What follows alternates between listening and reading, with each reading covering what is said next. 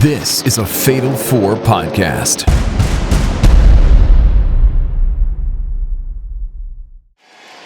Nia trying to make it back to her feet. Here comes Bayley again. Up over the top, sunset flip bomb. Oh, Didn't get all of it.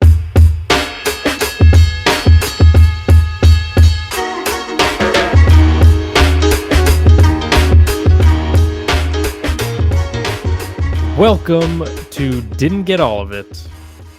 We are going to be talking about WWE Bad Blood 2024. That's right, the Bad Blood Premium Live event is back, and we're here to talk about it. And I'm Cody, and to help me talk about it, tonight the B stands for Bad Blood. It's B-Rob. Blood in my eyes, blood in my veins, blood on the floor. Let's do it some more. I just made that up. That's a lot of blood. And joining us, he doesn't see color, Paul Griffin. I'm not colorblind. What the heck? I see color. Oh, okay. I think. What's your favorite? I don't know. Am I handling this as well as Triple H did? I see London. I see France. Well, that would have been a good way to answer that question. I see no black people on premium live events. Oh no. That's the Come end of that on. rhyme, right? They hosted. That counts. Oh. Hey man, you get paid per view. So if you're on screen, you're getting paid. True. Can we stop with hosting premium live events though? It's so not needed. I mean, it's dumb. It's so But- dumb. Like I get it. It's a way to like get some talent on the screen and have them. It sure felt in like front of the crowd, but an answer to the bad people on Twitter being like Triple H is racist. Mhm. It's like, Also, if I'm I racist, mean, these people are going to host. yeah. So that's also why you have an hour-long pre-show, so people can get on screen and do things and talk and set up for things later. was there even a pre-show for this? There I was. didn't- Oh, okay. There's There was no always a matches, pre-show. though. No matches. No. They don't do that anymore, huh? They very seldom. Very seldom. I can't remember the last one, but I know they had at least one this year, I believe. Can't tell you what it was. Although, because of the weird start time for this event, Mhm. taking place at 6 p.m. Eastern, when that would normally be like a pre-show time. So if you think about it, I think CM Punk and Drew McIntyre were on the kickoff show. Yeah. Weird that the Yes. kickoff show is better than the rest of the event. Yeah. The first time since what? WLC that the kickoff has Not how I would have booked it, but what can you do? Yeah. Well, let's get into it. Not that long of a card, shouldn't take too long, but lots of stuff to unpack from this event. The first Bad Blood in what, 20 years? I That's think. Something like that. Yeah, 2004 was the last time they did one. And this one happened to be on October 5th. Exactly, was it 27 years since the annual one in 1997? If my math is right. And then I think they had some interesting stat about the place that they were in was the site of the first Hell in a Cell match.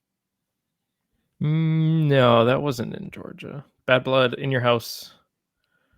That was in Missouri. They're That was saying in St. Louis. I thought they were saying something about that. I don't know. No, where it was I just pulled it that was from. to the day because the first one was on October. Okay. All right, that makes sense. 1997. Yeah. And we kicked it off well with our hosts, as Paul mentioned, the big three. Mhm. Naomi, The big three, Jade what? Cargill, Cody? and Beyond. That's their name, isn't it? Is it? Mhm. I think Yeah, so. that's what they call them, the big three. What? Yeah, they call them the That big doesn't three. make any damn sense. In basketball terms, they had a group of all-star players of what it was: Dwayne Wade, LeBron James, and I Chris forgot Bosh. who the. Yeah, there you go. They called them the big three. Okay, but like those were all three good players. Hey, How you gonna shut have a the big fuck up, three with you- Naomi you in it? You shut the fuck up. Hold on. I mean, Naomi's definitely the Chris Bosh of the group, Yeah. but Yeah. They need one to wrestle in slow motion so you can keep up. Nah. damn, where's all this Naomi hate coming from? I've been watching fine. her matches. I don't get it. She ain't where she used to be. I will say it She did.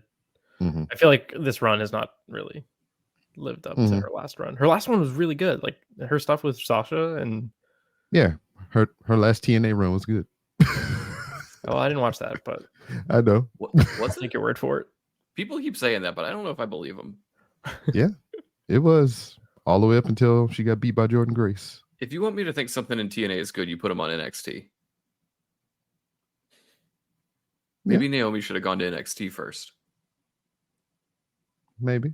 Wasn't she in? She was in like FCW. Or wait, she was on. Wasn't she on NXT season 3? But I mean, like recently. Yeah. Maybe she should go back. Send her back down. Mm-hmm. Yeah. I bet her and Roxanne would have a good match. Yeah.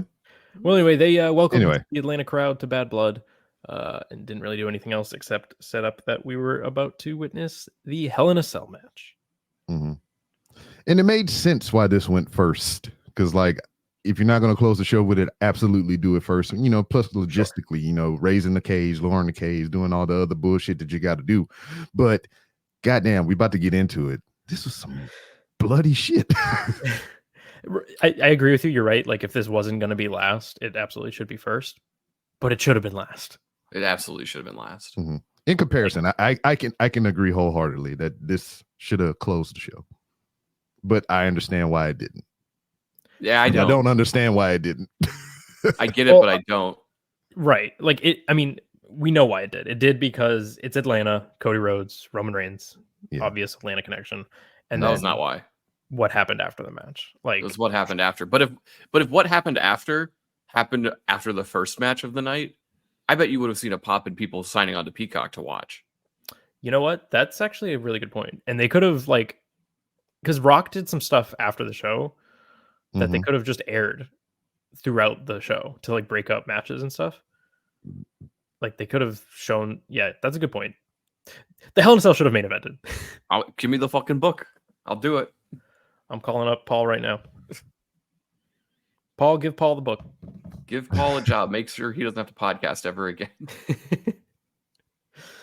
Well, let's get into it. This was 31 minutes and 25 seconds of absolute brutality. I don't think it's hyperbole to say this is top 5, maybe even top 3 Hell in a Cells of all time. Yeah, easily. That's not. I also think that's not hard. It's easily WWE's match of the year. I think so. I think you can fight about it all day, whether it's better than an AEW match, but like, we're not even comparing. Yeah, you don't need to. I'm sure plenty of people already have, but you don't need to.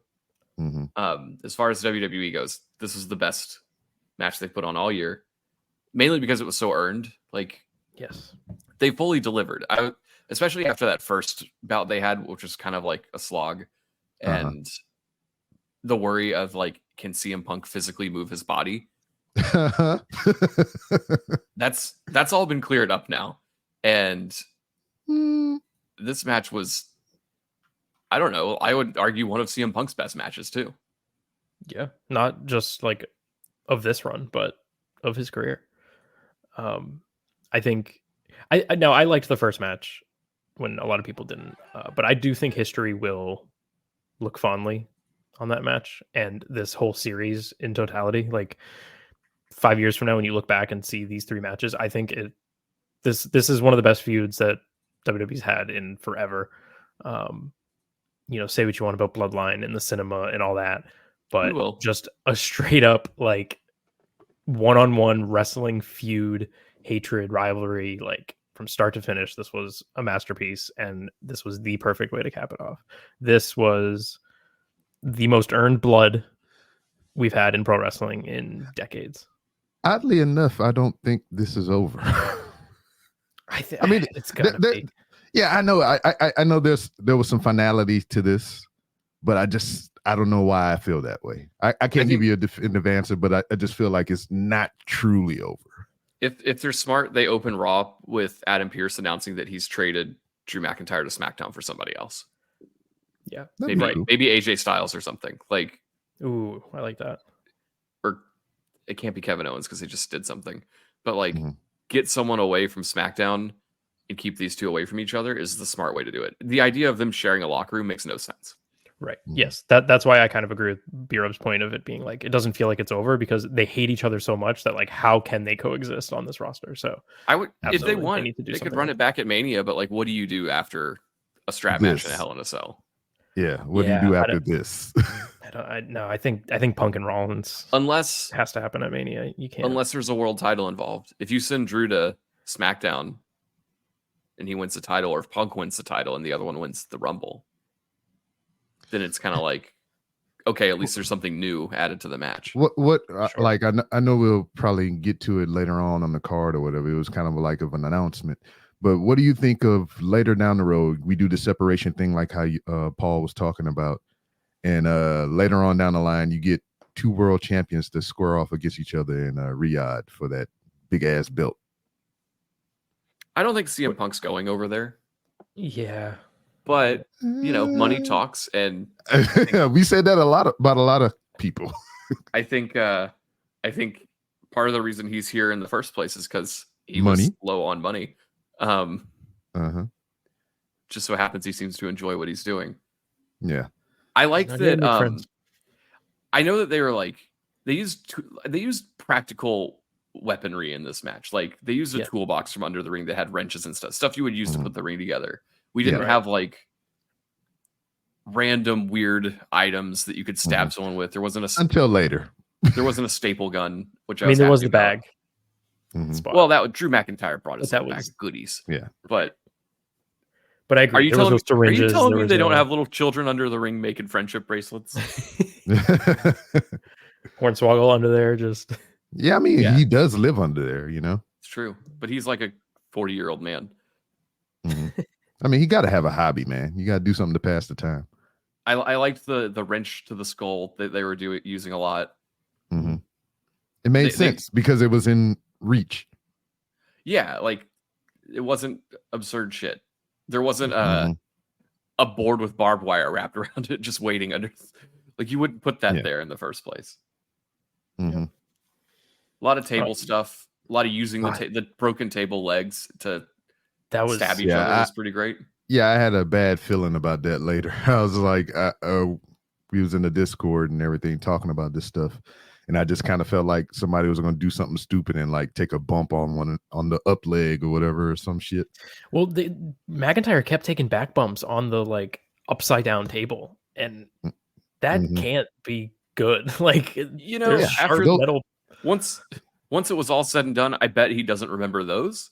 Mhm. Yeah, he took some pretty bad bumps. The Yeah. brain buster through the table to the outside That was nuts. was insane. Just Mhm. like perfectly executed too by both guys. Like Yeah, it looked so good.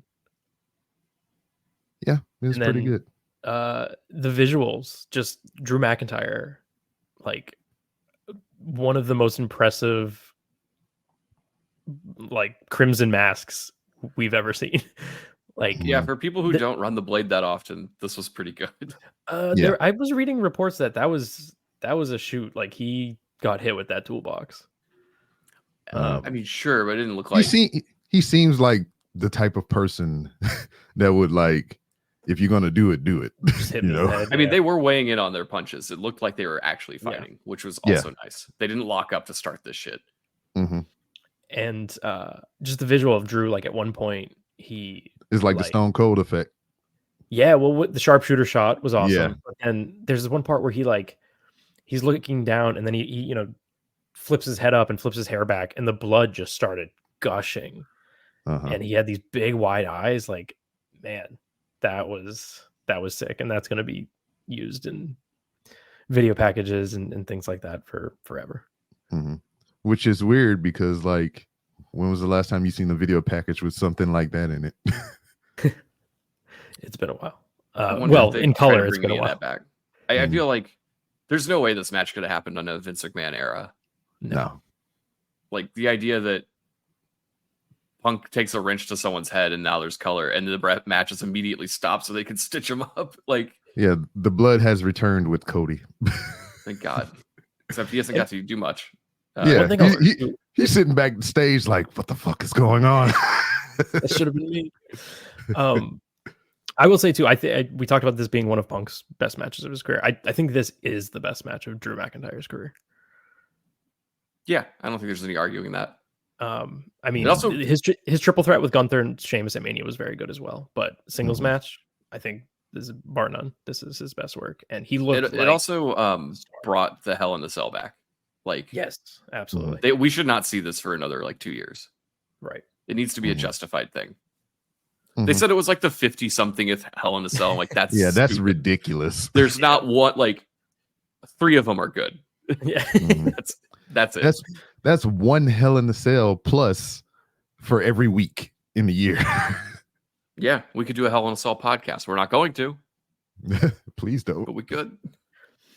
And I just thought this was beautifully produced. It apparently by Abyss. Yeah. Like Drew McIntyre, even in this defeat, he looked like an absolute badass the whole time. Like there's one part where the ref tried, like after that shot where he's gushing blood, the ref tries to run over and like give him a towel or like to wipe his face. Throw it away, he just swats it away.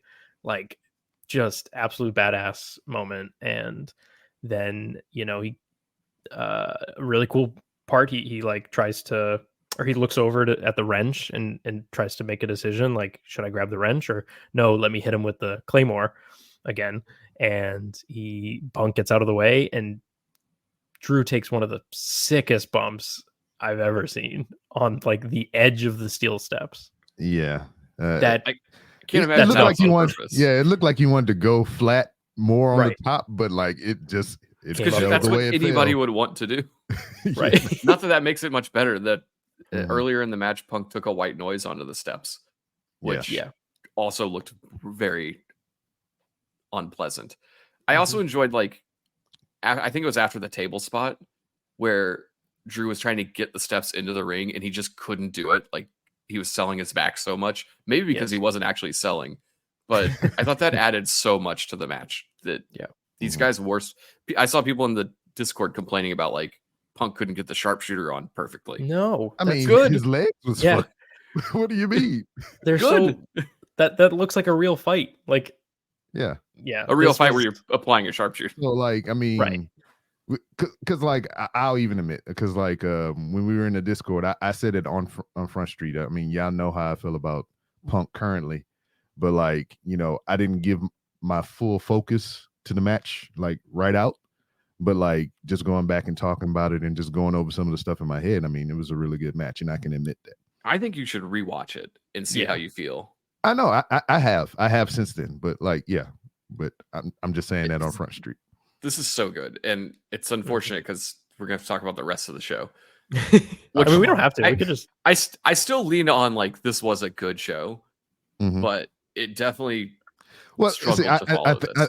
I think it's the thing of like, I mean, not so much in the middle, because like I said, this was going to be a sandwich, up front and on the back end.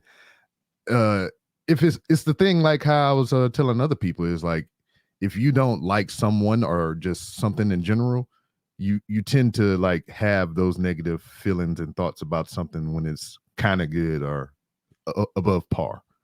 Don't try to give people an excuse for my hatred of the Bloodline. It's not I'm them. just saying. It's the matches themselves. Yeah, I don't know. At one point in this match, I don't know if it was before or after the beads, but there was people bought a low blow like 30 minutes into the match. That was enough. Like we've seen all this crap, and then Drew hits Punk with a low blow, and the crowd's like, "Son of a bitch!" Right. Well, and what was wild, like even before that, like after they broke the leg off the table and everything, and I think Punk was about to use it to choke him. He, like Cody was talking about the stiffness of the punches or whatever. He was like legit punching Drew in the forehead, like hard. And then like when it showed really is whenever he threw Punk into the cage and he first initially started bleeding, they had a close up on Drew's face and you could see the knuckle imprints in his forehead. Yeah, I think they were really trying to get hard way without using the blades. Yeah. Mm-hmm. Not that I'm sure they were like, if we can't get it, we got knives. But yeah. And Drew McIntyre, I love. Oh, sorry. I legit thought this was tax, and the fact that they were the beads was so much more enjoyable. I was so good. I was screaming it as soon as the bag came in the view. I was like, it's gonna be beads. It's gonna be beads. It's got to be beads. Kudos to you then, because I did not see that coming, and I thought it was genius. And because like I called the finish after that. I called the finish after that, but like I'm not gonna say it now unless y'all have more you want to say about the match. I mean, no, I think just we loved it. It was excellent. 5 stars. Match of the year potential, and the finish was great. The missed Claymore on the steps, and then CM Punk using the chain wrapped around his knee for the go to sleep was a beautiful touch. I know it's a minor thing, but I do love that the chain that they had like clasps on each side, so he could actually attach it to his leg, and he wasn't just like makeshifting a chain around, hoping it wouldn't fall off. Because I think the idea of like that before. Wrapping that around your leg and it's sliding down before the finish is that would have been bad. So I think that was like a callback though, because like I think he tried something like that before, and that was like the issue of the chain sliding off. So that might have been a call on his prop department, be like, hey man, make sure they got some clasp on this thing. Yeah, make sure I can hook it together. But if you were in a Discord with me, you can hear me screaming at the top of my lungs, it's got to be beads. There's beads in there. There's beads in there. And then like when it got close to the end, I was like, I'm calling the finish. I was like, it's going to be a GTS and he's going to put the beads in his mouth. And that's what he did. But the chain was like an added sprinkle to the whole Sunday. That was the ending. And both men looked like they went through war after the match. The selling from both of them was great. I loved the post-match stuff. The fact that they didn't like immediately cut to the back for like the Miz and R-Truth doing something. Yes. Like Punk's walked out like he just won and then completely collapses on the ramp, and they send people out with like an oxygen mask, and then they go check on Drew. Like it was just very well done and paced well. They really let it sit like you just watched a war. Yep. Yeah. I feel like any other company would have been in the back doing something else. And then like with Drew's performance or whatever, whenever you started realizing the blood and everything from Punk on his hands and whatnot, is like I look at it 2 different ways, because he was looking at his hand and wrist, like how Punk looks at his wrist when he comes out for his entrance. And he also looked at his hands and wrist like it's covered in his blood. So it's just like, however you see it, it's like pretty cool. Yeah. Excellent stuff. And then everybody else had the unfortunate task of following that match. Yeah. The next match we got was for the women's championship, Nia Jax defending against Bayley. But I will say, kudos to them and kudos to the crowd. Like, they didn't lose the crowd at all. No. I was really worried that they were going to be completely dead for this match. Yeah. So we had a little bit of discussion about this match here. Not so much the match itself, but like the people involved. One in particular, Bayley. What is Bayley now? You know, it's kind of like you have this heel aesthetic, but with this good guy persona. You know, it's just like it's a weird mix with like her presentation and everything, and you know how she's being portrayed in ring and whatnot. So like, I mean, what are y'all feeling on this? Do she needs to make an aesthetic change, or what do we need to do with Bayley? A new theme would definitely help. Yes, because it doesn't match. No. And I don't want her to revert back to side ponytail and hugging and inflatable. You know, maybe bring back the inflatable guys for like a Mania entrance, just for the you know, cuteness of it, nostalgia or whatever. But she definitely doesn't need to revert back. But I agree, she needs to evolve a little bit, because evolve that, maybe like mix all of her shit together. Sure. But I don't know. I enjoyed this match, even though it was kind of a mess and sloppy, and gave us an intro to the show. Which I think is just the name of that move now. Yeah, I think that move sucks. I think it's just called that didn't get all of it. Especially because I think Liv did it later in the night, and it was infinitely better. Problem is, she's doing it on wrestlers with too big a backside, and she can't. She can't grab it so far. Naomi and Nia Jax. I know it's like trendy to shit on Nia Jax, but she has like totally come a long way in the last year. Yes, she's very good. She understands her role now. Not only does she understand her role, like you can tell that she's putting in the work. she's like physically she's lost some weight, which probably makes it a little easier to work with people. Oh yeah. And she's also like just good. She's doing everything properly. So there's some weird clunkiness in this match though, but I wouldn't attribute that to just I think it's just the two of them are So let's jump around a little. Let's jump around a little bit.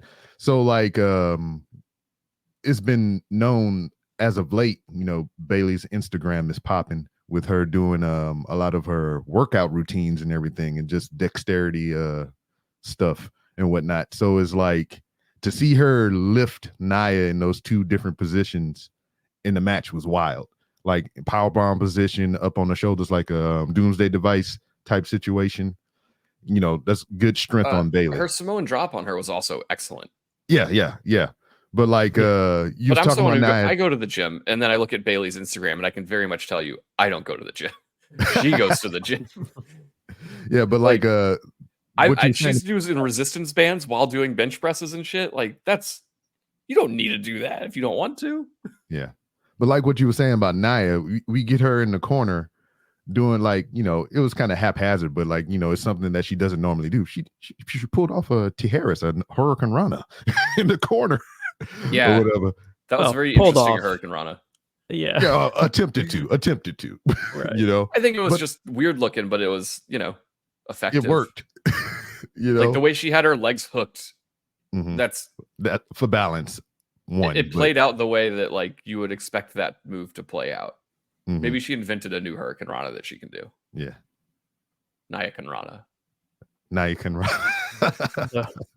The her and Kinrana. Hurricane Rana. Oh, okay. We'll keep that. That's if Mello ever transitions. No. No. That's bad. They should. Isn't he dating Kalani Jordan? Yeah, he is. They should call her up, turn her heel, and have it be him and her. Funny. They shouldn't call her up. He's definitely pun unintended and intended rubbing off on her. You can tell like some of her performance cues have been pulled from Mello. Yeah, they're probably training together. I wouldn't do that. Anyway,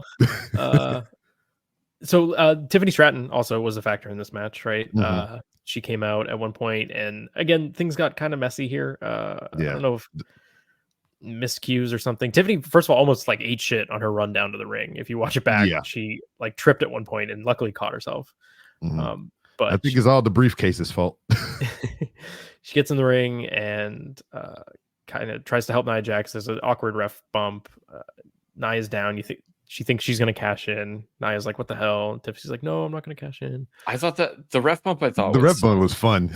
It was very funny because that's right. Wait, actually, it was good.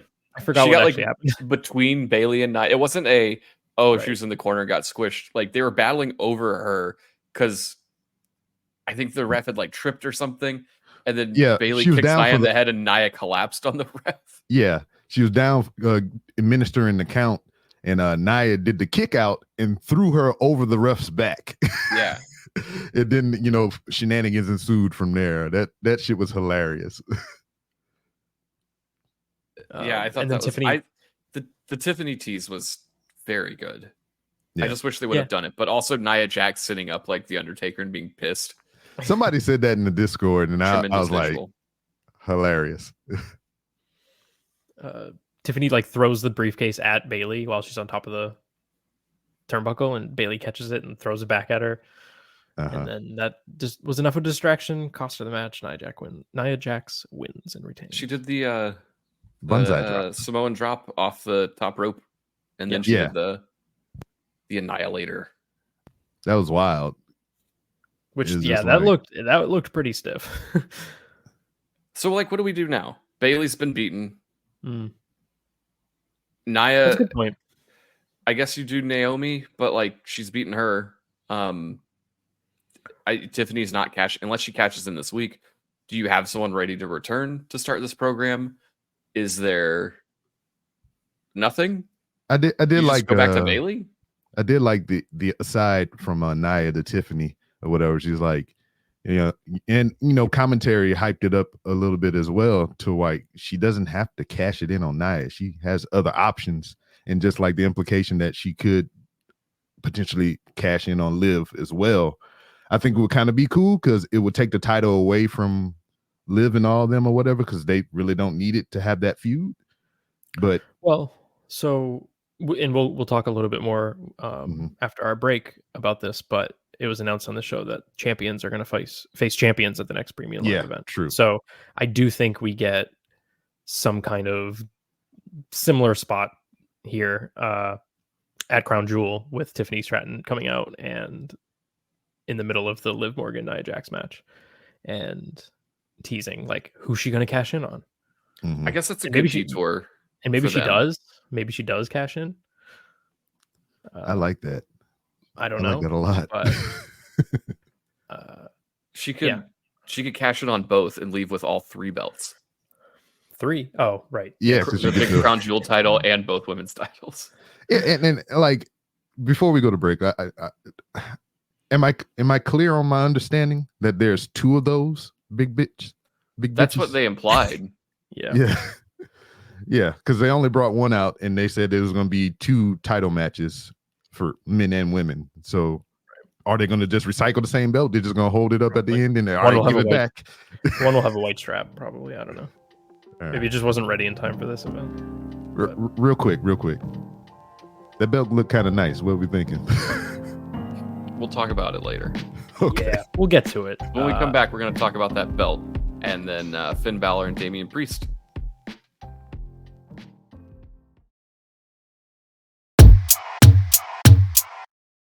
Didn't get all of it and want more of it? Check out the debut episode of Didn't Get All of It and Then Some, exclusively on Patreon. We're talking about Mr. McMahon, the Netflix docuseries. That's right. We chat through all 6 episodes and answer the questions that everyone is asking, like, is Vince McMahon good, actually? And does Hulk Hogan know wrestling isn't a shoot? Join me, Pro Wrestling Noah, Cody, Paul, and Didn't Get All of It Japan's Kaz Wheeler as we dissect Vince and Mr. McMahon as described in the docuseries everyone is tweeting about.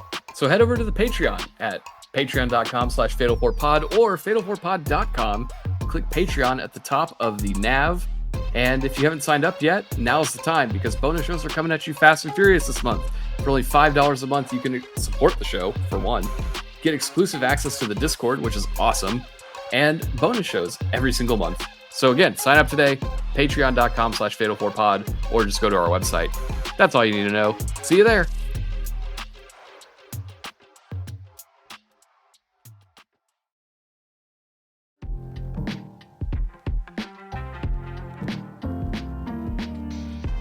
Welcome back to Didn't Get All of It. I hope you enjoyed those lovely ads. If you didn't, head on over to patreon.com/fatal4pod. That's FOUR, where you can get, for just $3 a month, ad-free shows. Mm-hmm.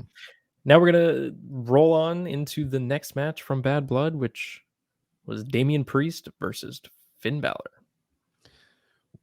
So we had the entrance of Fuck to come in first, right? Yeah, what's up with that Titantron? Why the FXXX? Why? That's a thing that he's been doing. He's been doing that for a while. Yeah, because like at first it was just like the X over the I, and then gradually he added more X's and shit for whatever reason. Is it eventually just going to be XXXX? Yeah, Tentacion or whatever the fuck his name was. I thought this match was fine. It didn't really blow me away. It felt very, Raw main event to me. Like, yeah, it definitely felt like a Raw main event. Not necessarily a bad one, right? Yeah, like I felt that I appreciated the stiffness of these guys. Like they were hitting pretty tough, which was nice. It made sense. But yeah, there was not a lot to call home about. They did a lot of stuff outside the ring. Like a razor's edge to the apron. That was cool. It's pretty sick. The hardest part of the ring, if you didn't know. It is. Yeah, I didn't know where he was going with that. I was like, what the hell? And then boom, apron. I was like, all right, that was safer. That made more sense. But yeah, I don't know. I just feel like wasn't a bad match at all, but Mm-mm. very forgettable. Like, this is not something I would ever go back and rewatch. Let's talk about the drip of each individual as well. Finn Balor with the custom Nikes and everything that brandished his logo on the outside and the Nike checks on the inside. That was pretty cool. I did like Priest's attire with the red blood, obviously for Bad Blood, but also homage to one of his heroes, Scott Hall. Yeah, also the red handprint or whatever was pointed out to me. It was something from, I think, Elder Scroll or some shit like that. So there's some video game reference in this shit as well. Actually, and speaking of tires, I did forget to mention in the opening match, I loved CM Punk's attire and his little tribute to Shawn Michaels. Did anyone catch that? Yeah. You talking about on NXT with the sock in his pants? No, that was good. But on this show, one of his like stars on his trunks was actually replaced with a heart in the same color scheme as Shawn Michaels' trunks from Hell in a Cell 97. Bad Blood 97.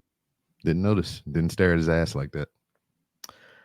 Sorry, I've been trained to do that ever since Royal Rumble 2013. P-Rob sounds like a video gamer who's like mad when the women aren't hot enough. Oh no, don't do that. I'm supposed to just stare at this ugly girl's butt while we run around playing games? Don't do that. Don't do that. I was just giving freaking what's her name? Girl praise for her new character model in 2K24, Jay Cargill. So don't do that to me. I played with her the other day. She's a powerhouse in that game. Hell yeah, I love it. Yeah, that new DLC is pretty good. Mm-hmm. I like using Kari Sane. I only been playing with Jay Cargill and Dragon Lee. That's the only two people I've been playing with. Wow, this guy's playing with dudes? Hey, it's 2024. Whatever, man. Damian Priest won the match after some Judgment Day involvement, shenanigans. Carlito came out, distracted the ref. JD McDonough got involved, but was quickly dealt with. And Priest won with a South of Heaven. Mm-hmm. Which I figured kind of spoiled the next match at that point. Yeah. There's no way both of them were winning. I don't know. I kind of thought this was just going to be like the end of it all, and the baby faces were going to, just have a nice night. Win. Yeah. Mm-hmm. But we got to have more things. We got to have more things. Yeah. Well, before we got into the other half of the Terror Twins, we saw throughout the Morgan night and Morgan ad. Oh, are you poor? You don't have Peacock Premium plus whatever? Because I didn't see any ads. They still told you to go to Morgan and Morgan. You can win like $1,000 or something. Oh, really? I wasn't paying attention. America's top injury lawyer. Yeah, what a weird thing. Walker, Texas lawyer. These lawyers advertising during wrestling. Yeah, where's Mark Sterling when you need him?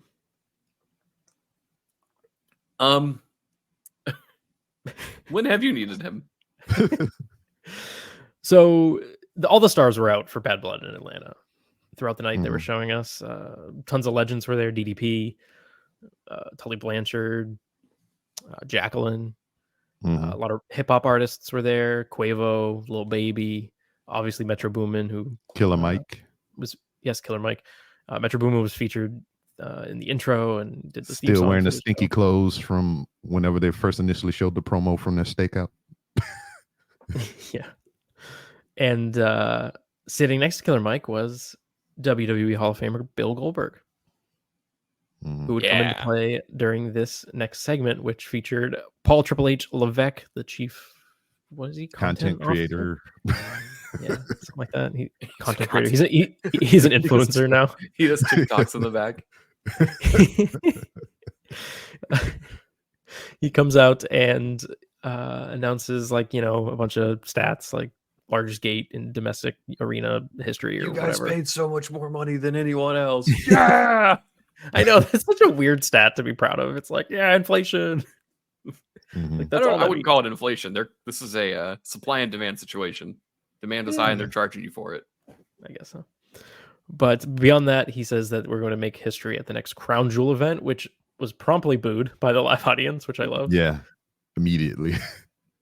He reveals that, as we talked before the break, Crown Jewel is going to feature the one night where champions for both brands go direct or head-to-head in direct competition, because the World Heavyweight Champion will wrestle the WWE Champion, and for the men and the women, and the winner will be crowned the Crown Jewel Champion. Mm-hmm. Reminds me of whenever they tried this for that Survivor Series the one year, where all the champions or whatever the fuck. No, or was that Clash of Champions proper? No, well they were doing for Survivor Series for like quite a few years. They were doing champions from Raw versus champions from SmackDown. Yeah. Because that was the year that they were supposed to have Brock versus Jinder. Yes, and that quickly changed to AJ or Brian. No, AJ. And AJ. Brian was later. They also did bragging rights that one year, where I think there wasn't a championship. Wasn't there like a trophy involved for the winning brand? They did. Yeah. All of that was so terrible. Yes, I agree. I don't like this at all. I don't think I guess like you were saying earlier, Paul, it's kind of a nice little detour. Like it's a way for them to kind of just take a break between PLEs or whatever, and just have a set match. And Cody and Gunther will be a good match. Plus, those people paid a lot of money for that shit, so they got to give them what they paid for. I think part of it is like they don't want to do anything big at this event. Like you can just tell, like the titles are not on the line.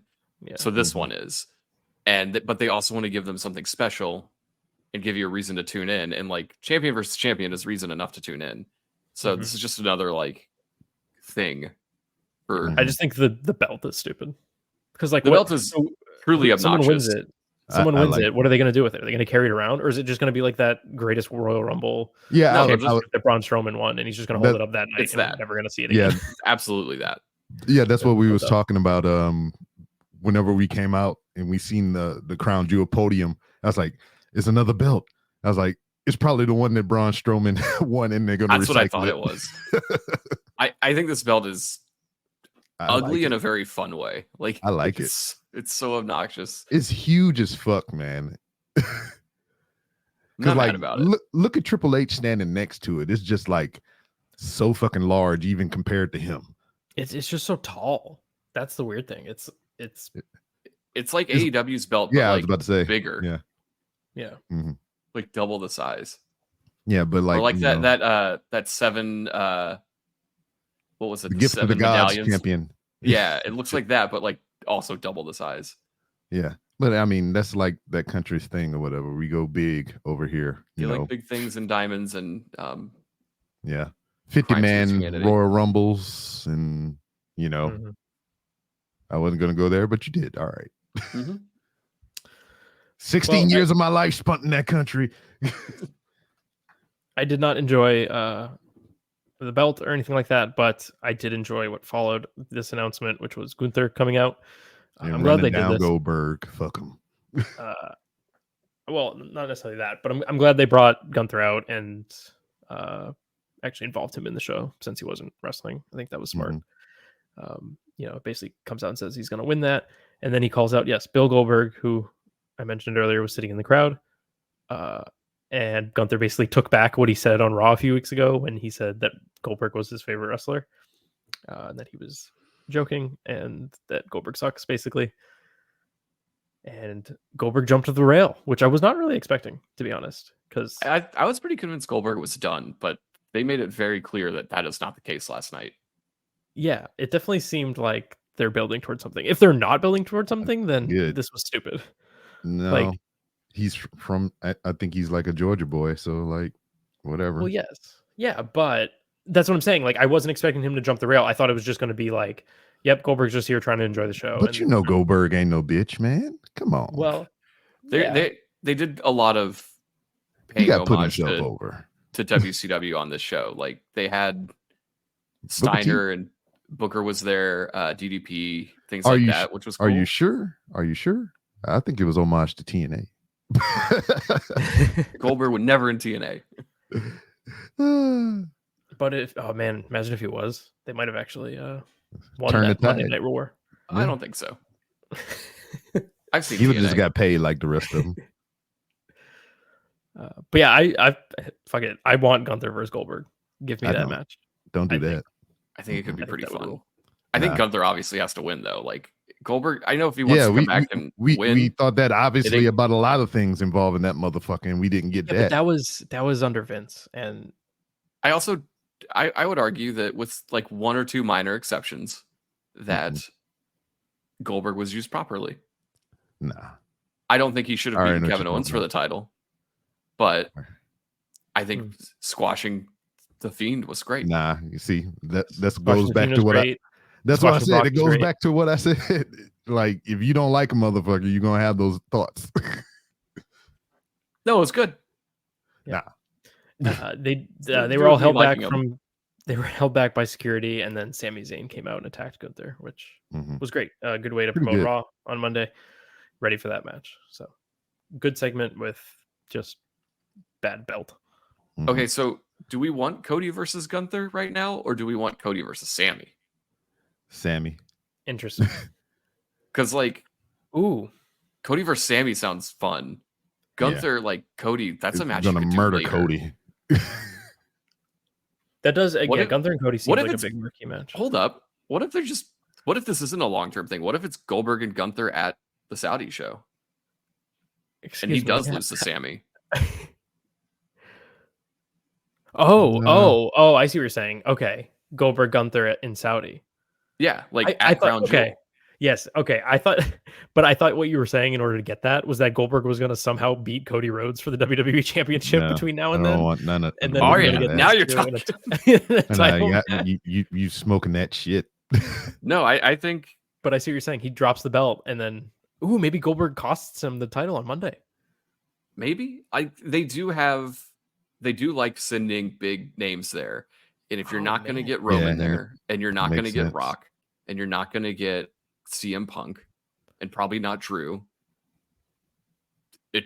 why wouldn't you do Goldberg versus Gunther there? If Goldberg loses the belt to Sami, and it would be on. It would it's on par with those shows. Usually they want who they want, and seems like Goldberg is somebody that they want. But then again, I'm not even subscribing to that. I'm just thinking that like there was in Georgia, Goldberg's a Georgia guy, and he was just there.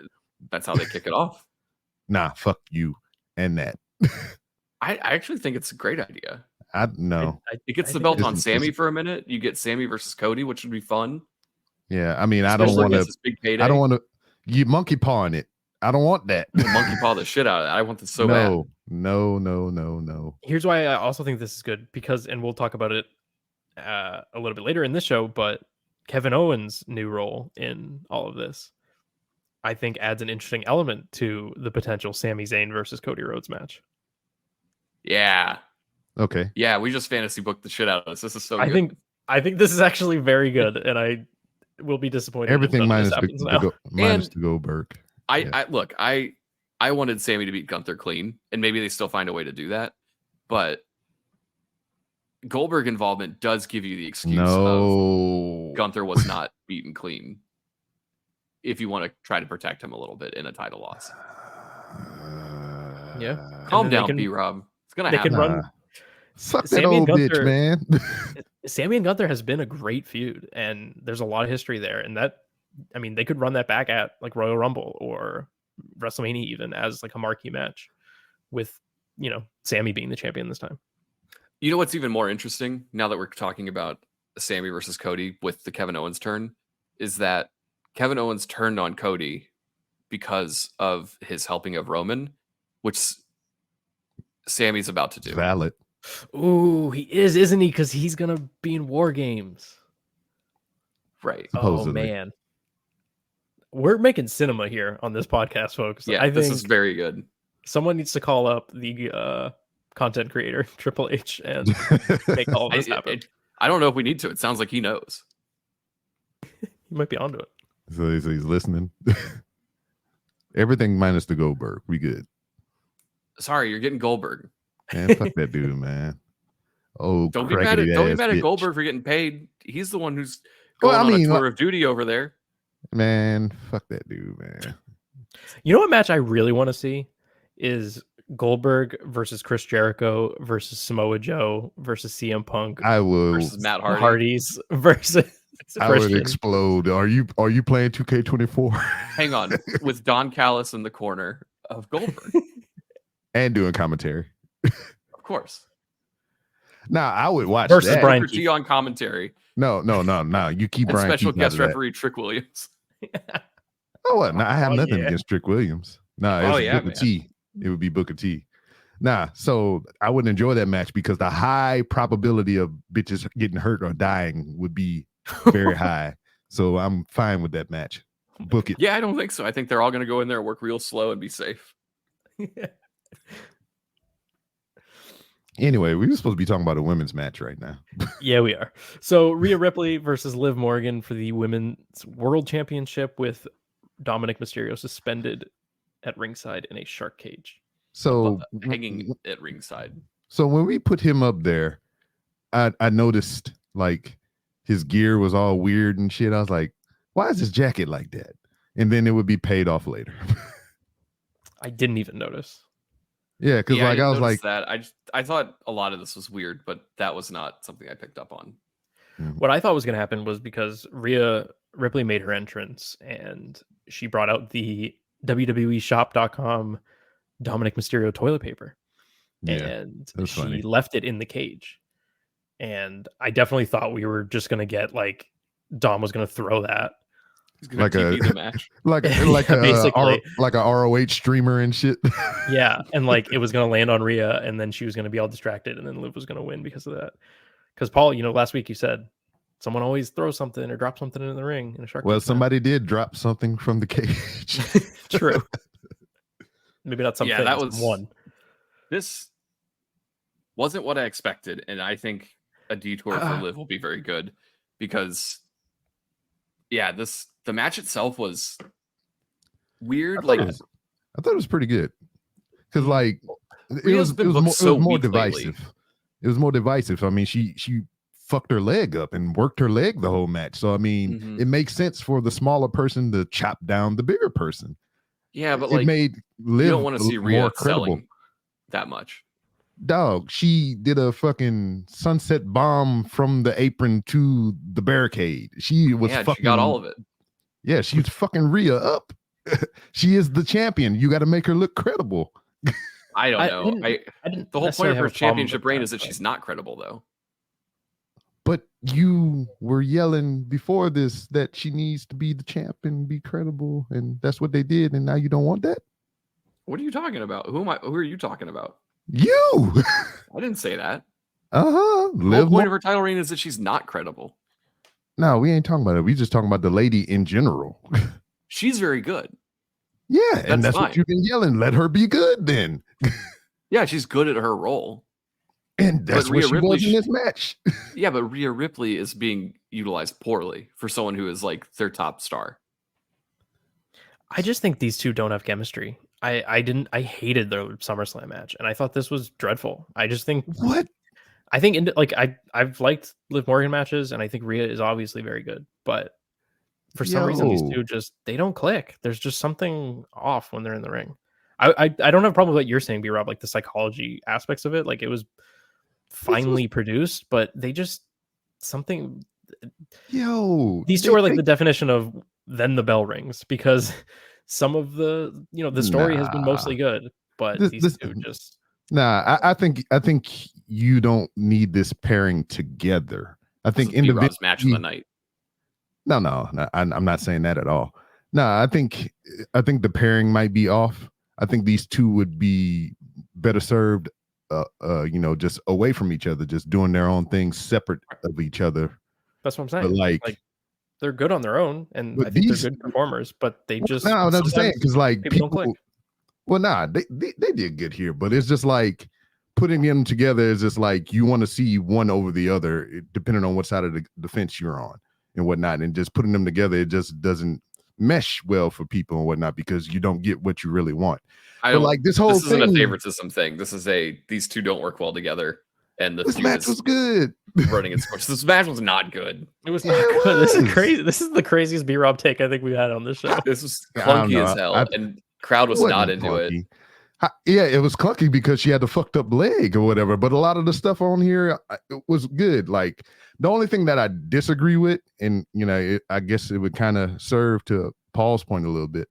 Liv Morgan doing the Three Amigos. Didn't like that because like it looked awkward as shit. She learned it from Dominik, who always did it wrong. All right, so now what are we doing? Is like, are we talking about execution, or we want to nitpick the story? I'm telling you, the match was bad. It wasn't. It's nothing to do with if she executed the Three Amigos properly. I know. All right, well, whatever, man. This dude fell out of the cage, and I was just like, that why? spot was insane. So yeah, I can't believe they did that. Dominik's hanging in this cage like 20 feet in the air, maybe. And then he like the door gets open for some reason, but I didn't realize his I like how commentary to the cage, but he falls forward out and is dangling from his ankle from a chain under this hanging cage. And after watching that documentary and the Owen talk, I'm like, I'm not taking this spot ever. Like, it's one thing to be hanging by yourself, but to be hanging under what I assume is, a very heavy steel cage. Well, yeah, like I ain't trusting it. That's what I was like talking about earlier. I was kind of like when he was up there in the thing, because like he was sitting the whole time. I know they was doing the thing about claustrophobia and being afraid of heights and all this other stuff or whatever. But it's like, I don't know how you can be claustrophobic. It's fucking open air. What, come on, man. But like, I was looking at his gear and I was just like, why is his collar so high up on his jacket? And then I was like, I kept just. It was a thing that was perplexing me. So I kept looking at it and I was like, he looked like he got a harness on, just the way the shoulders and everything was. And then like the cage was open. I was like, all right, so is he going to just like jump down? What is he doing here? Then I was like, this motherfucker fell. Then I was like, all right, this made sense. He had a harness up and around the shoulder and down his leg. And I was just like, okay, all right, we get it. I got you. I guess to brace the fall of if your ankle caught you, you would have obviously snapped your ankle. And your leg would have separated from your fucking hip. Yeah. Yeah. Well, I'm glad they protected him. Mm-hmm. But like, I was just looking at it because like I was talking about to the guys in the Discord about it or whatever. I did like rappel tower stuff when I was in the military. So it was just like I'm looking at the harness and everything. I'm like, all right, that looks familiar. Well, kudos to you then, because I definitely did not notice, and I was kind of shocked when he started falling out of the cage. I thought he was about to take a bump on the concrete. Yeah, I was like, this is dog. It didn't look like it that. Scared like the shit out of me. If he had got out and like held himself by his arms, it's not that far of a drop. But yeah, that's what I thought. I thought he was just gonna like shimmy down and just like hang, because like it would have been a couple feet. But this motherfucker tumbled and flipped out of this bitch. I was like, what? Yeah, so at this point, Rhea tells the ref, I'm going to go beat him up. And the ref says, with the ref cam, which I hate, you deserve that. Go for it. Yeah, shout out to Skipper Bob calling out the referee. It was like made no sense. Yeah, he's like, immediately, it was like on Liv's ass.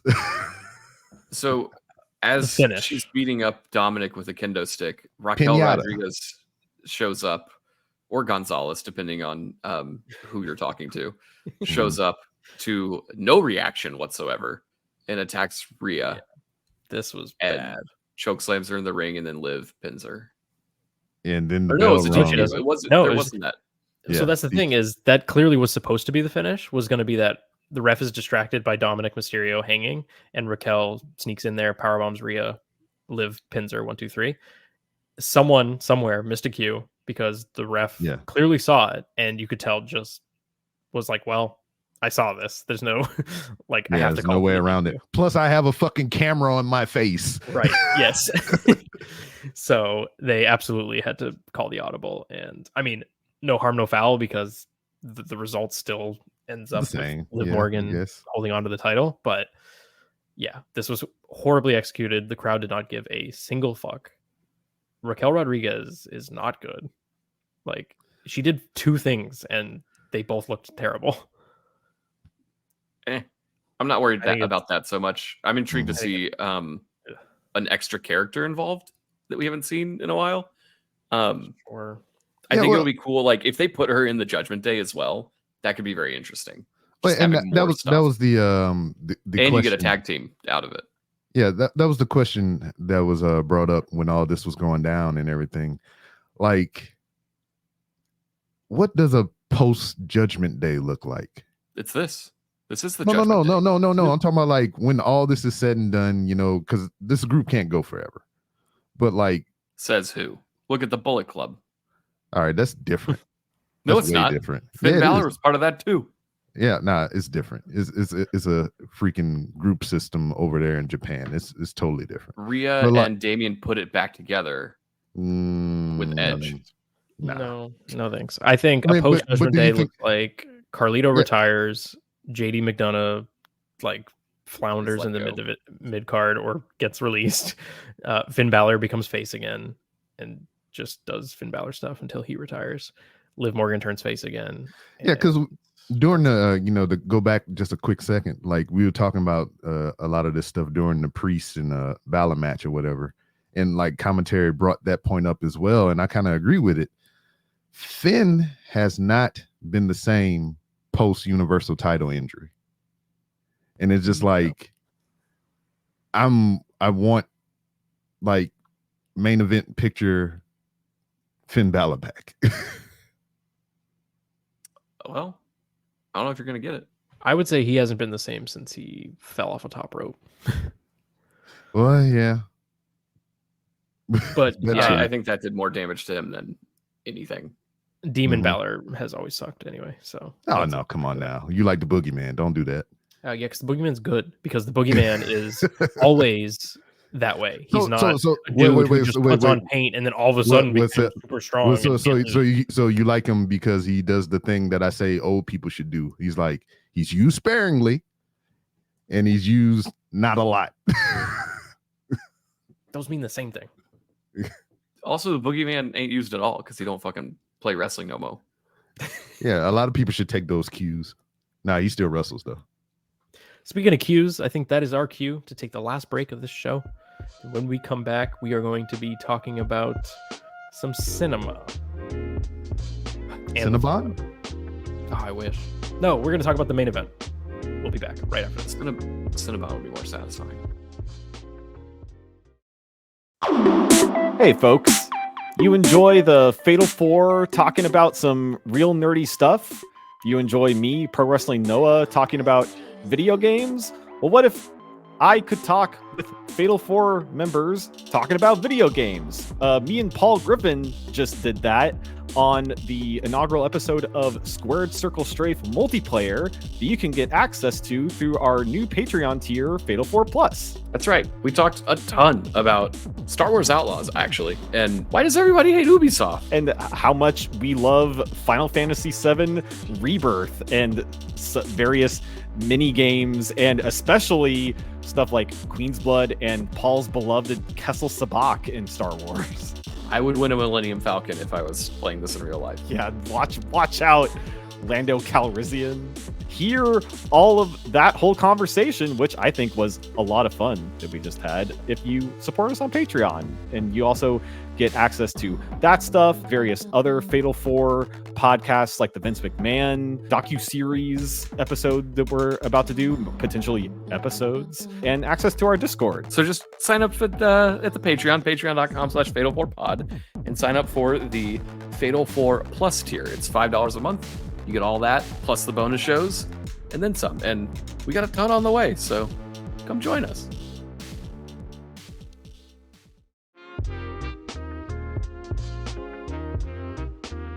And welcome back to Didn't Get All of It. It is time, we've made it, to talk about the main event of Bad Blood. And if you didn't know, wrestling has more than one royal family. They told you twice. Because Cody Rhodes had one of the worst entrances in the history of the business. I'm sorry, this was a disaster. This marching band that went viral for playing his theme, which was like cool. They invited him out and they did Cody's entrance. And I don't know if it's the band's fault. I don't know if it's production's fault. I don't know. I don't know anything about music. It was like double played or some shit. But this was just so bad. Everything just sounded off. Like, yeah. Because I think they were playing the music and they tried to play the music at the same time, it sounded like. Marching bands suck. And this came off so bad. The coolest thing about marching bands is watching them go up and down the field and form little pictures with their bodies. Like, they had them circling the ring, tooting their horns, and it wasn't any good. And the coolest part about Cody's entrance is like the crowd being able to sing with it and go, whoa. And like they couldn't do it because they were just like, what the fuck are we hearing? So, and then, of course, they followed it up with an orchestra which orchestras way better than marching bands. They're playing real instruments, not horns that you toot. Like Horns they are got instruments. strings out there. That's way more complicated. Yeah. Anyway. Okay. Roman Reigns' entrance also sucked. I thought this was all bad. I didn't really know so much about the viral thing until like after, but like I thought it was just weird just seeing what they're from Alabama in Georgia. It's like I was like, I thought they were supposed to get a Georgia band to do this. Yeah, that's what I was saying. Like a historically black university or something. Mhm. And instead it was Arkansas or whatever. Yeah. I just thought that was weird, not knowing the context. Roman had this weird entrance with like a local Atlanta music group thing. And I don't know if you noticed, but like half of them weren't even playing. Like they were like, there's literally a close-up shot of this woman with the drum, and she's just like miming playing drums completely off. They do that sometimes. Why? What was the point of this? Because it's aesthetics, stupid stuff. But like, this is what I did. So tail end of Cody's entrance, I told everybody in the Discord to start the clock. I was like, depending on how long this is, I have enough time to walk out of the room, go in the kitchen, make me a drink, make me a sandwich, and be back before the match started. And I had them time me. It didn't work out. I was like off by maybe a couple seconds. Damn, you take way too long to make a sandwich then. Also, I took my time intentionally, though. You should have made like a nicer sandwich and come back 30 minutes later when it's almost time for the finish. This match was pretty bad. Oh, I'm looking at that miming right now. Yeah. She's not even hitting the drum. No, not at all. I will say not hit. This match, Roman worked more than I've seen him work. Outside of the fact that he never wrestles, but like this was crucifix. He was pretty busy in this match, and I think it's because he's in there with family. Like he's happy to put the effort in. Mm-hmm. But yeah, the amount of effort that goes into making you think that Solo Sikoa is a credible contender for these two, and Jacob Fatu, who's also there, like, yo, I'm looking at this entrance right now because, like I said, I didn't see this because I was in the kitchen. They're not even stringing the violins. The lady is not even drumming the drums. She's just like air bumping over the top of them, and like the music was playing, and there was visible shots of everybody just holding the instruments and staring at the camera and not doing anything. What the fuck? Very bad. Paul, I think they probably brought him in that day and were like, "Can you play this song?" And they played it for him, and they're like, "We've never heard this in our life. We can't learn this now." They're like, "Can you just stand out there and pretend?"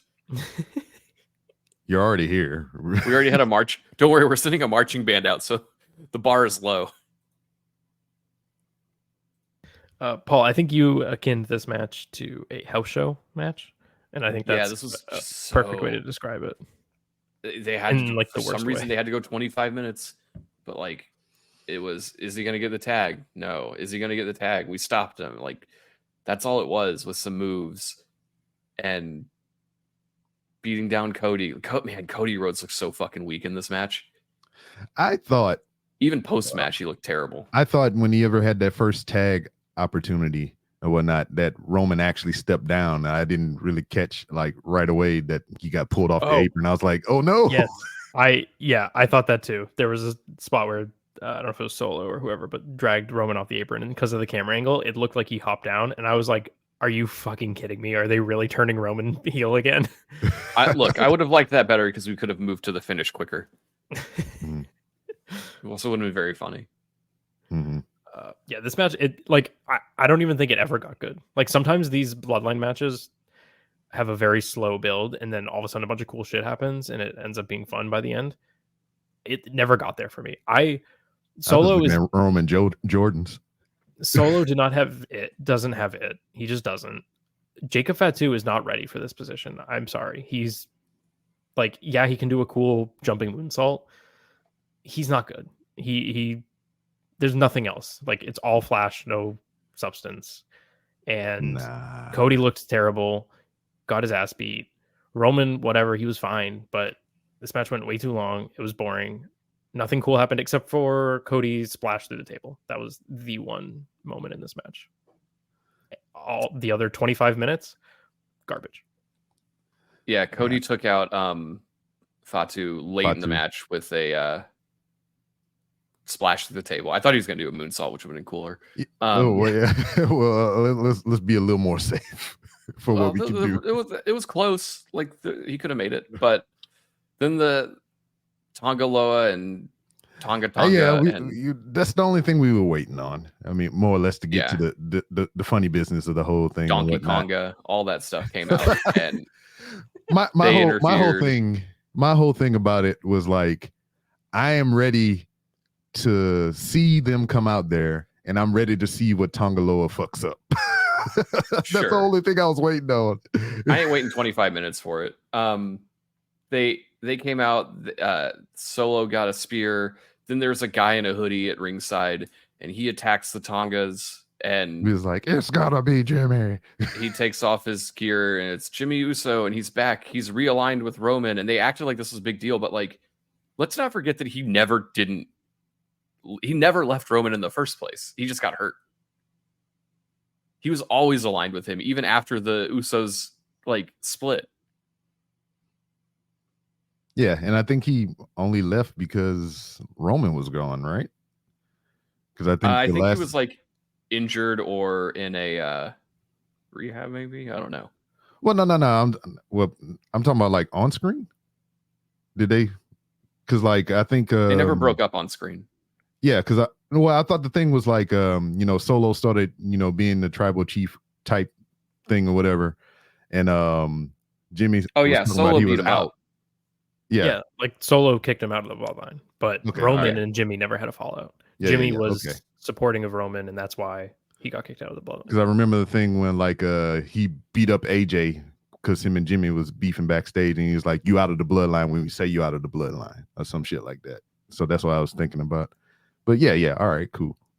Yeah, good lore, we all love it. After this allowed Roman to spear Solo and pin him because he needed help. And Roman and Jimmy hug after the match, which people pop for, despite the fact that like this isn't Jay, this is fucking Jimmy. We were talking about that too. Is just like, as a supporting character, with his brother, Jimmy is fair. He's good, but on his own, in comparison, nah, son. Yeah. After the match, Roman and Jimmy leave up the ramp when Timu Bloodline gets back in and starts beating up Cody more. And then Jimmy talks Roman into going in there and saving him. And Roman hands Cody the title as Cody like falls over himself, like, "Thank you, sir." Like Cody didn't even get the final entrance. Roman did. Like, you're the champ. You should be presented as the champ. Yeah. And this made him look so fucking weak. I kind of felt like the role should have been reversed here. I think the Bloodline should have started beating down Roman after the match. And then Cody had to be like coerced into helping Roman from Jimmy. Sure. That could have been interesting, I guess. Yeah. And then I did like some of the audio from that or whatever when it was on the ramp way or whatever. He's like, "I'll do whatever you talking about." He's like, "If you going, I'll go with you." Yeah. Then the Rock's music hit, which a lot of people were expecting, and he came and looked at them, and then it was funny. It was funny. We was like, "Hey man, is I think it was like when did this end? 8:30." We was like, "Hey man, we got like 4 minutes left. Where's the Rock?" Here he comes. Yep. I don't think it's fair at all for us to have to sit through Bloodline stuff to see something cool like the Rock's music play. And then like it's not fair. And then not see the after shenanigans from that. Yeah. Him walking backstage and doing all the stuff. And so before we get to the post-match shenanigans, I think the show for the most part was pretty good. It advanced storylines in a decent way. But the Hell in a Cell that's probably like, if it wasn't for that, the show would have been terrible. Yeah, I can agree. Like, I think that carried the weight of the show. And Nia and Bayley was good. Yeah, and I think that's telling because, like, for me to agree with both of you, even though it involves somebody that I kind of like don't care so much for. That's a telling of the show. Yeah, well, we all don't care for Cody that much, but he's here, so we. Now you like, shut your whorish mouth. He's hosting tonight, so. Hey, Another Cody. Nope. Yeah, I think they made Cody Rhodes look really fucking terrible here, and the whole match didn't do anyone favors. It's The all entrances were weird. bad. It was just all bad, and it's gonna take too long to get to the next thing. mhm. And then It's all the weird. Rock, he hand motioned like 1, 2, 3, and then 41. So like, whatever. I Yeah, didn't watch his yeah, promo after.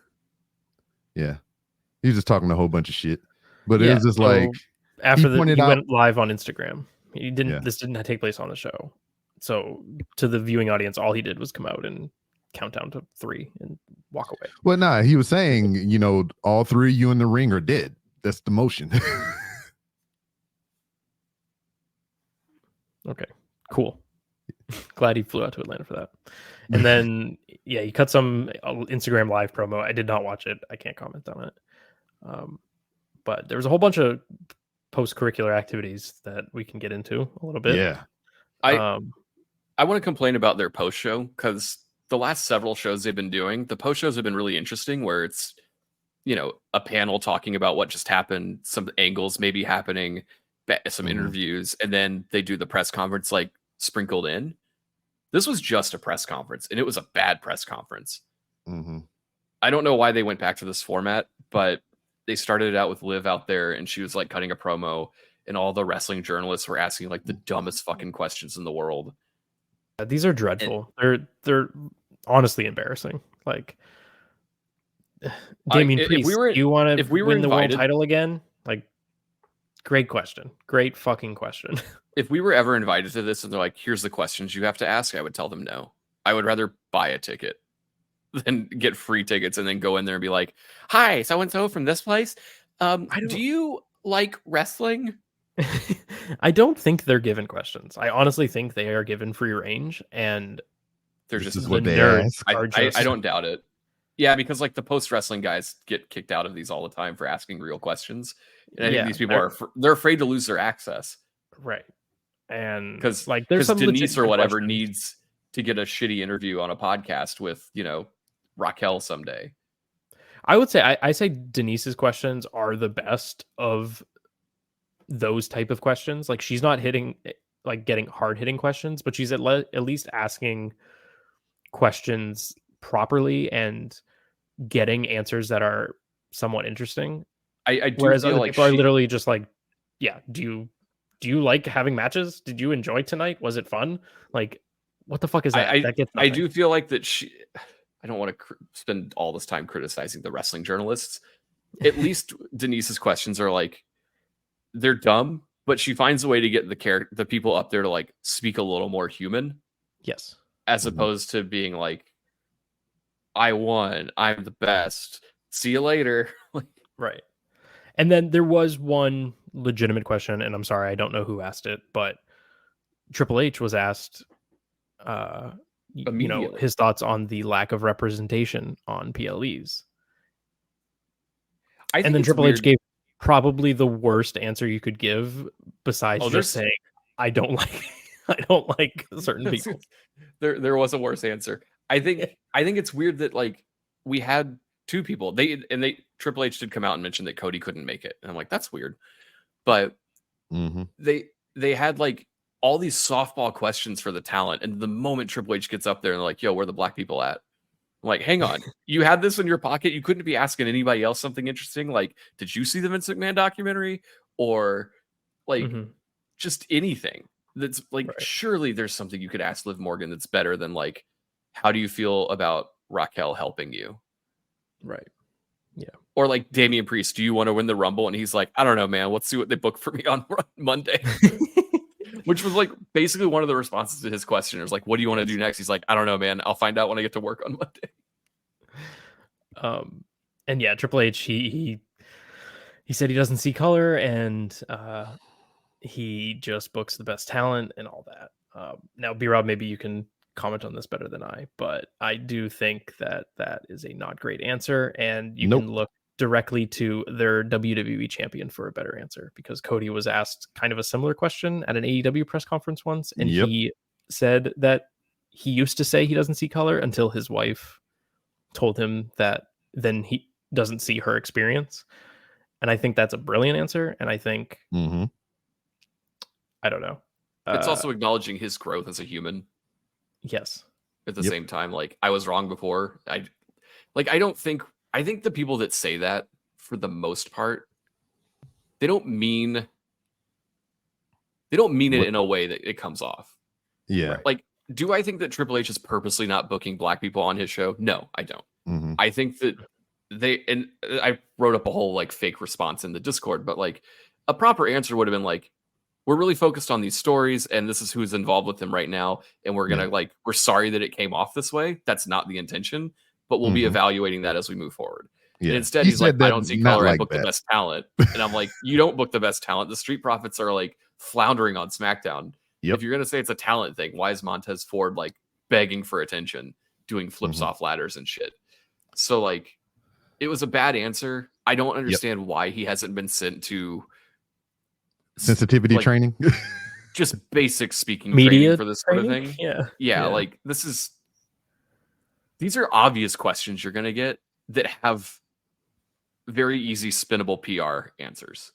Not that they need to be that, like he should just be honest. And I do think he was honest in the sense that like, I'm not looking at it like that, but the problem is people are perceiving it that way. And you need to address that perception.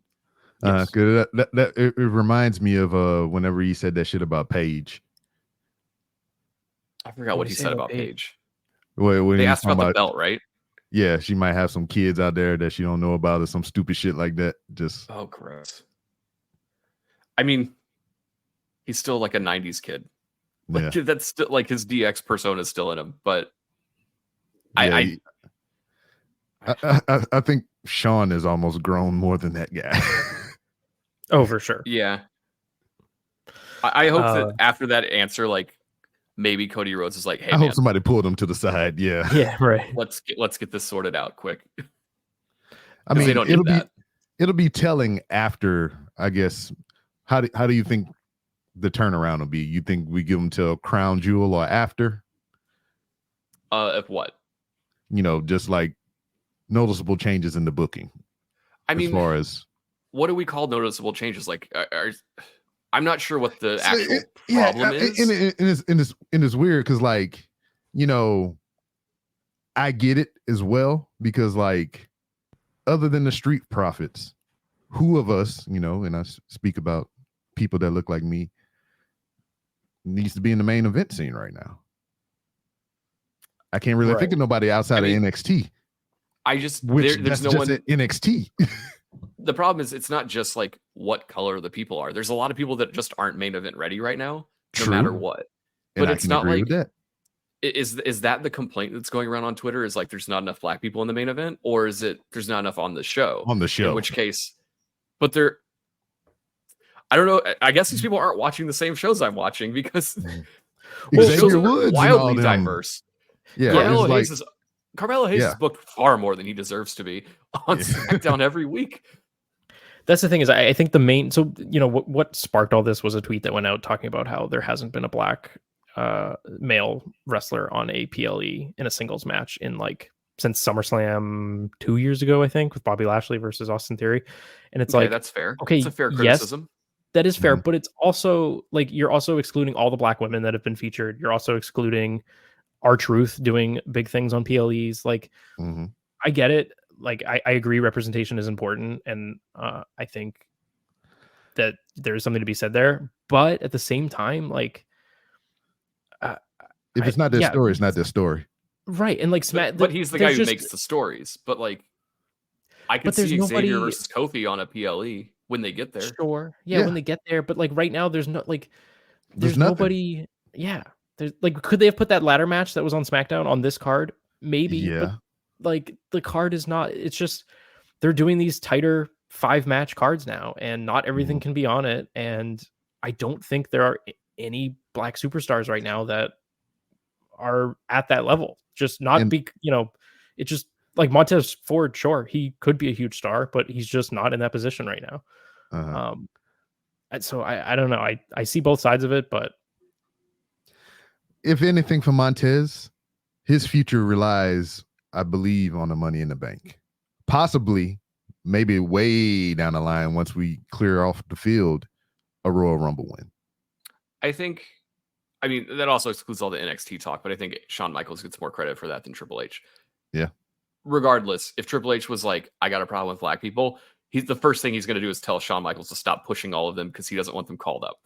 So, like, let's be real. With Montez, I think because of this uproar, we might see something with the Street Profits, which is good because they were going to pull the trigger with Montez like a year and a half ago, and that got stopped. For whatever reason. It was a Vince time. And it shouldn't be the case. Like, you can tell the Street Profits are bored with what they're doing. I don't understand why BFAB is there. Like, trade her out for a fucking solo cup cannon, please. It doesn't make a lot of sense. But they got to do something with those guys. And they tried doing stuff with the Lashley program, and none of that clicked because nobody wants that. No. I just don't know what you do. Like, do you got to sign somebody?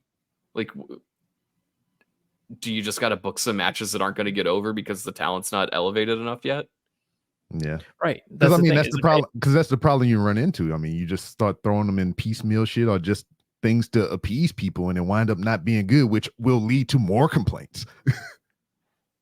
Yeah, it's a tricky argument, and I don't know if it's fully thought out, but if people are perceiving it that way, then like they need to find a way to address it. Well, and let me tell you from a guy that's been watching wrestling just about all his life and everything, and I am a black person, is like, I didn't see a problem. What he said was fucked up, but I didn't see a problem with, but I don't see a problem with what's going on TV right now. Like, you until don't feel like someone there's a lack of representation. No, until somebody said something the way they said about the singles match, I'd never gave it a thought. That's all I say about it.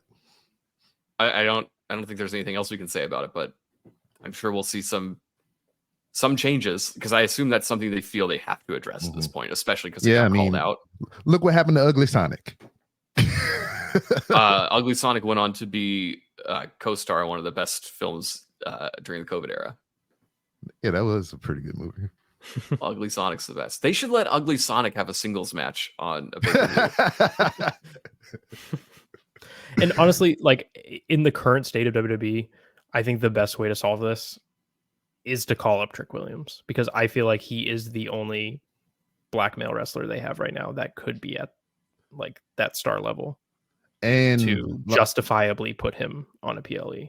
Yeah. And then like later on down the line, maybe Obafemi somewhere. Sure. But he needs time to. Yeah. Like I said, later on, I'll acknowledge that later on. Now, had they stolen away Swerve from WWE, that would have been excellent because that would solve all the problems because he is a star. Well, Swerve and Triple H don't necessarily like each other. So, yeah. What do you mean? They were. I remember that NXT Survivor Series together. I remember a story like I think Triple H told Swerve in NXT like, I don't get you. Like I'm not sure what this is. I don't get it. And then Swerve was like, all right, fucking let me go and I'll go prove it. But and I think that's fine. Not everyone's going to be got. Like there's a reason that Johnny Gargano didn't end up in AEW. Tony Khan doesn't like him. So like I think Johnny Gargano is fantastic and you can make a babyface out of him that can sell tickets if you want. Tony Khan doesn't see it the same way that Triple H doesn't see whatever Swerve is about. Maybe he does now, Ricochet. but it's too late. Yeah, I guess I don't know. I don't get Ricochet myself. But like Ricochet was being pretty well featured up until he was like he left. Until he wasn't. No, I mean literally the day, like his last day there, he was in a major program with like a star-making moment with Braun Breaker. Like he was being used. He just wanted, and he was a speed champion. Yeah. I mean, say what you will, but he was being used until he wasn't. Was he on PLEs? No, but yeah. Again, there were other like Bobby Lashley was in a great match at WrestleMania. Was it a singles match? No, that's why it didn't qualify for that tweet that went out. Like I don't know. I just think it's Mhm. I don't think there's a lack of representation from my point of view. and I would agree. Could it be better? Sure. But Yes, the talent just isn't very there much so. right now. All right. So that was fun. Well, speaking of white guys getting spots that should be going to other people, Kevin Owens turned heel on Cody Rhodes in the parking lot. And this made the rounds with fan footage first, which was really neat. I think they did this one other time with like Seth Rollins and somebody, right? Maybe. I think so. That sounds vaguely familiar. Maybe like in NXT or something. But I didn't see, from the fan footage I saw, I didn't see any WWE production cameras anywhere. Like, I don't know that we necessarily get any footage of this. WWE hasn't even tweeted about it. No. Like, I think if anything, they might reach out to the fans who took videos and be like, hey, can we use this on TV? And then we get it with like a little thing in the corner that says courtesy at, Tribal Chief 65 on X. You're going to tell me it's not Tribal Chief 69? Come on. This is Twitter we're talking about. True. Which I think that is cool. And I think the guerrilla marketing of it all is cool. But I do not like this. I don't think a Kevin Owens turn. We've seen it so many times. Do I need to take you back to an hour ago when we were talking about how cool it's going to be? I mean, okay, if they go the route that we were suggesting, then absolutely yes, I'm for it because it could lead to some interesting stuff. But beyond that, I don't. What else do we need? Like, I feel like this should have been Randy Orton instead. Give it time. Maybe he'll join him. But we'll see. Well, I'll let it play Also, out because if they go the way we suggested, it could be very good. So I will. I love that Kevin Owens was driving a Lambo. Like, he was this. Yeah, the car that was parked there was like really fancy. And I didn't even notice that. I just like the idea that Kevin Owens is like, you know what? I'm going to treat myself. I'm going to wear gym shorts and a t-shirt and buy a Lambo. Yeah, that's how you know it was WWE set that up. Yeah, maybe. Because I don't think there's a world where Kevin Owens is driving around in a Lambo. Look, sometimes you treat yourself. But I think he's like in the same fit as like Chad Gable. You seen his recent interview where he talked about all he ride is in a Chrysler Pacifica. Look, some people like what they like. Mm-hmm. I guess. Well, speaking of liking what we like, I think we didn't like the show too much, but parts of it were really great. Yes. My overall advice, go out of your way to watch Hell in a Cell if you didn't. The rest of it, you can totally skip. Yeah, I'm aligned with that. Also, if you like what you like here, why don't you sign up for the Patreon? Cody told you where to find it earlier, patreon.com/fatal4pod. $3 gets you Discord and ad-free episodes. $5 gets you bonus shows, including the Squared Circle Strafe multiplayer that came out last weekend with me and Noah talking about video games. And then just yesterday, the review that we put out for the Vince McMahon docuseries dropped. So bonus shows, lots of them coming. There's even more next week, I think. So go check us out on the Patreon. Yeah. And join us in the Discord, man. Join us. Have fun. Have fun, damn it. Yeah. Discord's great. Fun place to be. You can hang out and chat with some of us during live events. Sometimes with your mouth, sometimes with text, depending on. Yeah, lots of fun stuff with the Patreon. So, what else is there? We also have merch. If you want to go buy merch, go to fatal4pod.com and click the shop button. Check all that out. Otherwise, I don't know if there's anything else to chat about. No? Did you, are the limited edition shirts gone already? They are. Yep. Sucks to be you. Yeah, so pay attention to that shop. Like, there's a reason we're encouraging people to go there. It's not just because we want your money. It's the merch is not permanent. So if there's something you're eyeballing, jump on it before it's gone. Anyway. Speaking of being gone. Yeah, speaking of being gone, we are